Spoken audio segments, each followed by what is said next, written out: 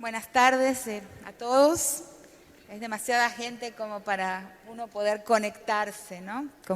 Pero vamos a hacer lo posible.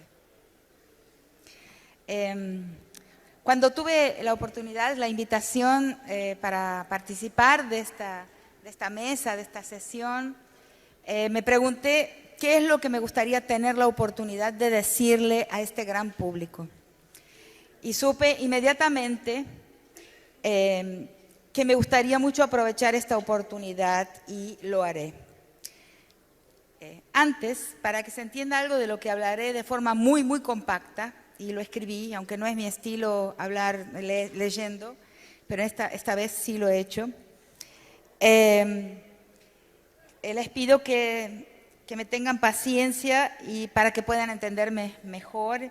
Y tengo también que avisarles que personalmente no tengo ningún pudor en adherir a la teoría del complot. Sí creo que hay un complot en América Latina contra el futuro que deseamos, por lo menos la gran mayoría de los que estamos aquí presentes.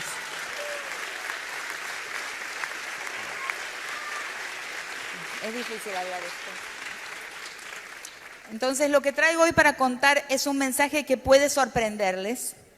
He dudado al decidir esta presentación hasta que entendí que cuando pensamos que hemos comprendido algo, después de observar y pensar mucho, tenemos la obligación de compartirlo, ponerlo a circular y no hay escapatoria para eso. Desde hace más de una década recorro casi como en rutina, es mi rutina realmente, este continente latinoamericano de norte a sur, de México a Argentina. Y puedo decir que conozco en profundidad las prácticas violentas de varios de sus países: México, El Salvador, Guatemala, Colombia, Argentina y Brasil. He podido concluir entonces que son dos los procesos que conspiran contra la posibilidad de una efectiva democracia en nuestro continente. Uno, lo que se conoce como el crimen organizado, y yo prefiero darle un nombre más generalizante: la esfera paraestatal de control de la vida, en la cual diversas formas de actividad criminal y de enriquecimiento no declarable controlan la vida de un gran número creciente de personas. Nuestras repúblicas, por su defecto de fundación, no tengo tiempo, he hablado sobre eso muchas veces, no puedo referirme aquí a qué me refiero con un defecto de fundación, pero creo que lo sentimos en nuestra experiencia diaria, son extremadamente vulnerables a la expansión de la esfera paraestatal de control de la vida. ¿A qué le llamo la esfera paraestatal de control de la vida? ¿No? A varias formas de control de las sociedades, de sectores sociales más vulnerables, por el crimen organizado, las guerras represivas paraestatales de los regímenes dictatoriales con sus fuerzas paramilitares o sus fuerzas de seguridad oficiales actuando paramilitarmente, la represión policial con su acción de siempre, ineludiblemente en un registro estatal y en un registro paraestatal, el accionar represivo y truculento de las fuerzas de seguridad privadas que custodian las grandes obras, las compañías contratadas en la tercerización de la guerra, las así llamadas guerras internas de los países o conflictos armados, son en general formas de genocidio, son todos partes de un universo bélico paraestatal, paramilitar, paralegal, formas del control de la vida con bajos niveles de formalización. No comparten ni uniformes, ni insignias o estandartes, ni territorios estatalmente delimitados, ni rituales y ceremoniales que marcan el principio o el final de las guerras. Entonces, es ese sistema que incluye las prácticas paralegales y parapoliciales y paramilitares, se expande en este momento en el continente sin contención. Son muchos de ellos, sobre todo los de países del Triángulo Norte de América Central, Honduras, El Salvador, Guatemala, y también incluyo a México. Son países sitiados desde su interior por formas paraestatales de control de la vida de la población y de los territorios, y esos espacios son cada vez más extensos. Y ahí vemos el cuerpo de la mujer como bastidor donde se escribe la soberanía de esos dueños, nos llevan y nos guían en la lectura de ese momento contemporáneo en América Latina. Vi estos días una imagen que me impresionó por lo que creo que revela. Y ahí escúcheme bien porque no lo voy a explicar.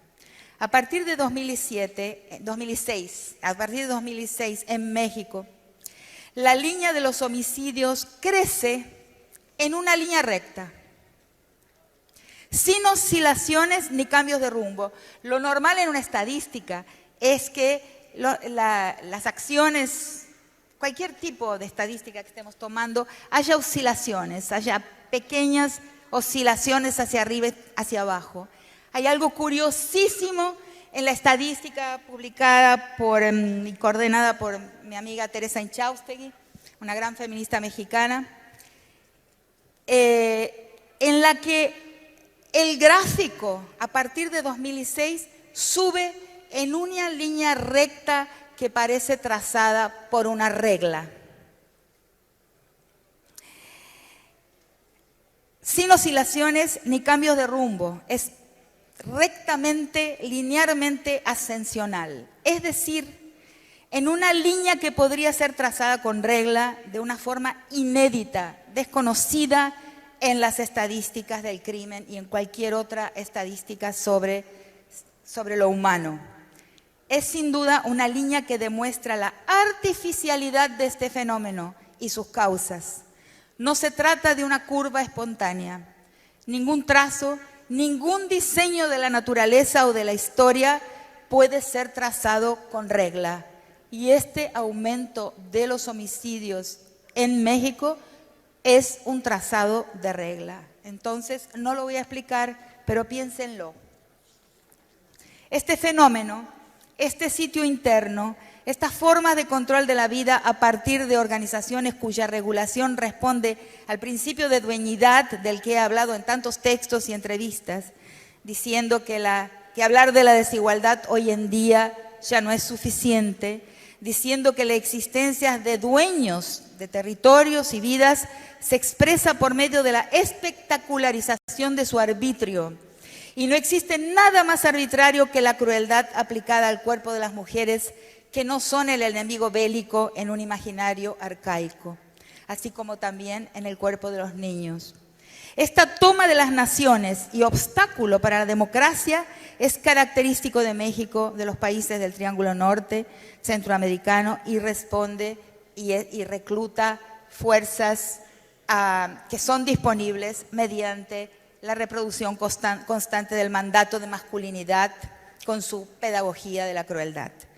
El segundo elemento que conspira contra nuestras democracias son dos. Para mí son dos procesos, dos métodos, dos estrategias del poder, de los dueños de la vida y de la muerte, que hacen imposible la democracia en nuestros países. Uno es este crimen organizado que de forma muy sintética estoy describiendo, y el segundo, naturalmente, ya fue mencionado aquí, los sectores fundamentalistas de las iglesias. Coloco al mismo nivel exactamente la entrada, la inoculación, el implante del crimen organizado en América Latina con el implante de los fundamentalismos cristianos. Son equivalentes, idénticos en su conspiración con la posibilidad de que tengamos democracias. Hoy, la grieta que dividía iglesias evangélicas de la iglesia católica, esa grieta tradicional entre el mundo de la Reforma, los protestantes y los católicos, se ha desplazado a otro lugar y marca otra división, mucho más importante que la antigua en el presente. La división entre sectores cristianos, católicos y evangélicos del campo crítico, o sea, que quieren y desean una mejor vida para más gentes, y una práctica que da algún grado de continuidad a las búsquedas del diálogo ecuménico de los años 60 y 70, y sectores católicos y evangélicos fundamentalistas. La división hoy pasa por ahí, no pasa más entre reforma y catolicismo, pero pasa entre cristianismos ultraconservadores, fundamentalistas y cristianismos que dan continuidad a la pauta del ecumenismo e intentan conversar buscando una vida mejor para todos. Estos fundamentalistas, estos sectores evangélicos fundamentalistas, han importado las estrategias del faccionalismo religioso que destruyó el Medio Oriente, haciéndola ingresar en nuestra región del mundo. Yo creo, de esto que estoy hablando de una conspiración, es que hay un plan realmente de transformar América Latina en un Medio Oriente, y uno de los métodos es la guerra religiosa, es el faccionalismo religioso. Veo diversos indicios, no puedo hablar de ellos ahora, de que esto está siendo así. Aquí mis textos sobre religión, una época de trabajos analíticos sobre religión, política y nuevas territorialidades, textos cuya última publicación es de 10 años atrás, vuelve a estar en pauta. Se trata de una anexión blanda, entrada por medio de los territorios cuerpos en territorios nacionales. Es por estos dos caminos, el terror frente al arbitrio de las formas paraestatales del control de la vida y la presencia de sectores cristianos fundamentalistas adentrados ya en nuestro continente, firmemente implantados, que se da el implante de un huevo de la serpiente bermaniano. Para quien vio la película de 1977, yo creo que es lo que estamos viviendo. Que se abre por ahí, son estos dos implantes que abren el camino al fascismo en nuestras sociedades. La permanencia de una estructura institucional republicana con procedimientos que pueden llamarse democráticos meramente por la práctica de las elecciones para los cargos representativos en la política, se ve malograda irremediablemente por el miedo y por el fanatismo faccional religioso, ¿no? Y en el centro de este fanatismo religioso, o sea, su clave, su manera de enunciarse es también, como en el caso del crimen organizado, el control paramilitar de la vida, paraestatal de la vida, es también el cuerpo de las mujeres. Una democracia que no es pluralista será una dictadura de la mayoría. Nos han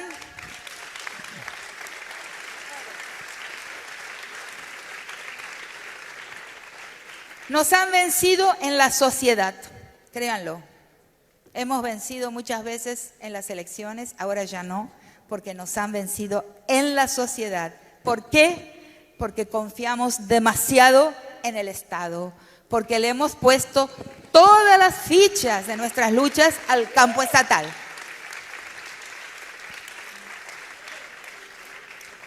Y hemos olvidado, ¿no?, gobernantes y gobernados, de que existe vida inteligente en la vida social, en la sociedad, especialmente en la vida comunal.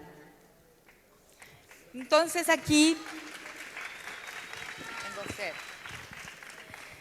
quiero contarles un pequeño episodio, porque con un cuento es más claro de lo que quiero decir.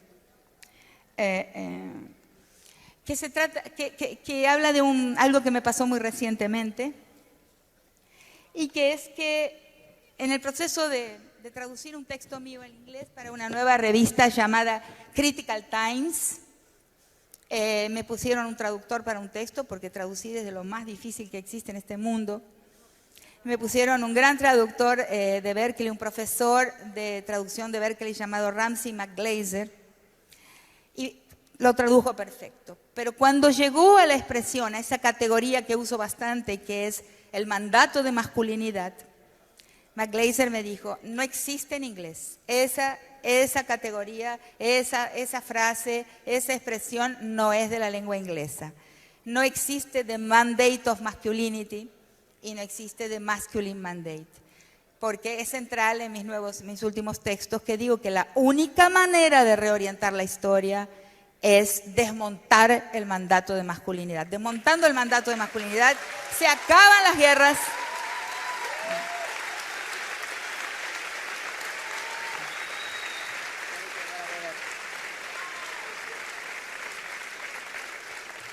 no hay a quien reclutar, porque el reclutamiento para toda guerra, las guerras de las maras, de las pandillas, de los paras, las guerras militares, oficiales y no oficiales, son hechas porque hay hombres que están formateados al fuego, al calor del mandato de masculinidad. No hay a quien reclutar sin ese mandato. Entonces estaba escribiendo esto y el traductor me dice, no, lo voy a traducir como The Rule of Masculinity, o sea, la regla de la masculinidad. Dije, no, la regla de la masculinidad no es lo mismo porque el mandato de masculinidad tiene una ambigüedad. Por un lado, es una investidura, el hombre está investido de hombre, pero por otro lado hay imposiciones, hay condiciones para mantener esa investidura. Tiene una duplicidad, una ambigüedad, como en la noción de sujeto en Foucault. Entonces, fui yo misma al Google, ¿no? Y puse mandato de masculinidad, masculine mandate o the mandate of masculinity. Y lo que apareció en el Google tuvo un impacto en mí, tan impactante, tan sorprendente, porque esperé todo, esperé que no existiera, pero no esperé eso. Porque esa expresión de masculine mandate es la expresión del título de un libro de la teología cristiana de ultraderecha, o sea, absolutamente ultra fundamentalista, de un autor llamado Richard Phillips. Se lo pueden buscar en Google, se van a impresionar con su currículum. Nieto de oficiales, hijo de oficial del ejército norteamericano, que pasa directamente de su labor en el ejército norteamericano a la iglesia. Y entonces, como pastor presbiteriano y oficial del ejército, publica este libro, este bestseller llamado El Masculine Mandate, el mandato de masculinidad, en el cual muestra, ¿no?, que en el mundo la imagen y semejanza de Dios no somos nosotras. No somos nosotras.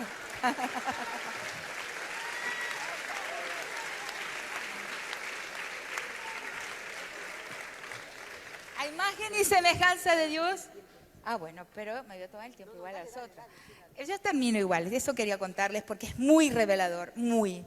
El mandato, la imagen y semejanza es de los hombres, que están llamados a dirigir, amar a sus esposas y disciplinar a sus hijos. Y esa es la forma de servir a la iglesia de Jesucristo. Si ustedes piensan, está todo escrito aquí. Por otra parte, 1 y 2, o sea, el crimen organizado y la adhesión irrestricta y fervorosa de las masas populares a las iglesias nuevas, a las iglesias fundamentalistas, es explicable, porque la gente también ve en las iglesias la salvación de la dueñidad, o sea, la salvación con relación al aspecto más conservador y faccional. Se les aparecen a la gente como una forma de ponerse al amparo del control social arbitrario, ¿no?, de los paraestados que se expanden en nuestro continente. Entonces hay un vínculo entre dos momentos, dos procesos de la sociedad. Entonces, estas dos fuerzas, pero sobre todo el fundamentalismo, nos hace saber a nosotras las mujeres algo que no sabíamos, que por el efecto de la minoritización, o sea, por el efecto de una estructura colonial moderna que dice que existe temas centrales, las finanzas, la política, después, bueno, la salud, educación, relaciones internacionales, los temas del centro y temas de minorías, temas de las parcialidades, temas de interés particular. Nosotros adherimos equivocadamente a esa idea de temas del centro del interés y temas de interés particular.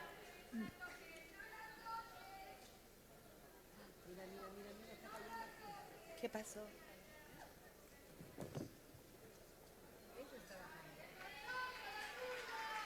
¿Qué pasó?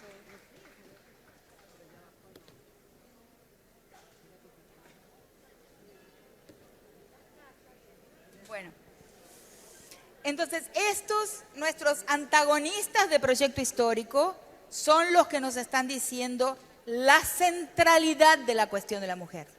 Ellos que apuntan hacia nuestros descubrimientos, nuestros conceptos, género. O sea, en Brasil hay proyectos para prohibir el uso de la palabra género en la escuela, por ejemplo. Son proyectos extremos de cancelar la reflexión propia de este lado de nuestro proyecto histórico. Entonces, estos antagonistas nos están diciendo que las mujeres, que nosotras, nuestras luchas son centrales porque desequilibran el poder. O sea, porque mueven el piso, porque erosionan la plataforma de todos los poderes. Y nos muestran con esto que la minoritización es un error, porque lo colocan en el centro de sus intereses, en el centro de sus propuestas, en el centro de lo que persiguen, de lo que quieren cancelar, colocan nuestros proyectos, nuestras metas políticas. Estoy terminando, sí. Entonces, el fundamentalismo se expresa en el control del cuerpo de las mujeres, de sus vientres, de su libertad y soberanía. Nuestros antagonistas de proyecto histórico nos muestran, 1, el error de la minoritización, de las políticas de las identidades, que acataron ser identidades políticas como minorías. 2, el error de la fe estatal. Tomamos el Estado, pero ellos trabajaron en la sociedad. El error de considerar el campo del Estado pasible de ser ocupado para reorientar la historia. La historia se reorienta, como lo hicieron ellos, como nos acaban de enseñar, en la sociedad misma. Desde el Estado no hemos visto que ha sido posible.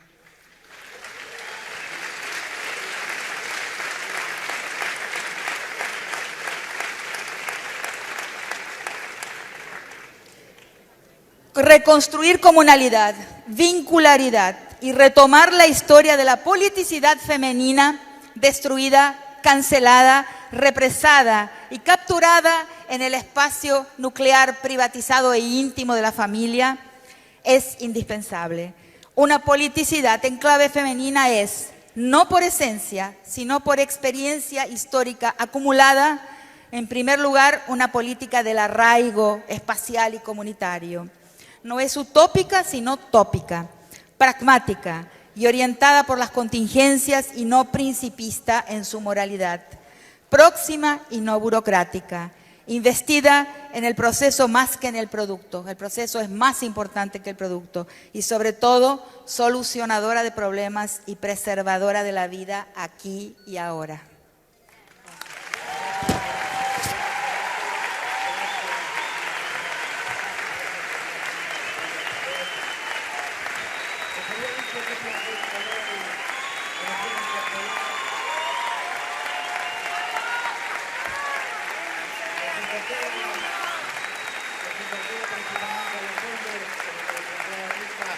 Del mandato de la masculinidad, gracias por interpelarnos, gracias por ponernos contra la pared, lo digo como hombre.